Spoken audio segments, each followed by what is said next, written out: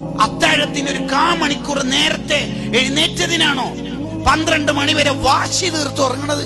എന്തിനാ കൂട്ടുകാരെ ഇപ്പൊ ബല്യകര റമദാൻ എന്ന് എവിടെയോ ഉള്ള റമദാനെ മാടി വിളിച്ചത്? കളിയാക്കാനോ പരിഹസിക്കാനോ ആണോ?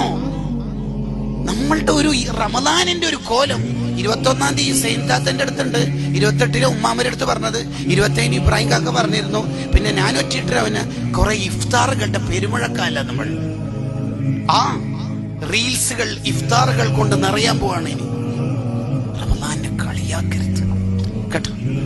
അല്ലാഹു ബഹുമാനിച്ച മാസം റമദാനാണ്. റമദാനെതിരെ സാക്ഷി നിന്നാൽ പിന്നെ നമുക്ക് ശഫാഅത്ത് ചെയ്ത് രക്ഷപ്പെടുത്താൻ ഒരു മനുഷ്യനുണ്ടാവില്ല, ഒരാളുണ്ടാവില്ല, ഒരു മനുഷ്യനുണ്ടാവില്ല. വേറെ ആരെങ്കിലൊക്കെ എതിര് സാക്ഷി നിന്നാൽ ഒരുപക്ഷെ അമ്പിയാക്കളൊക്കെ ഇടപെട്ട് നോക്കും. റമദാൻ ഇല്ല ഇല്ല ഇല്ല ഇല്ല. റമദാൻ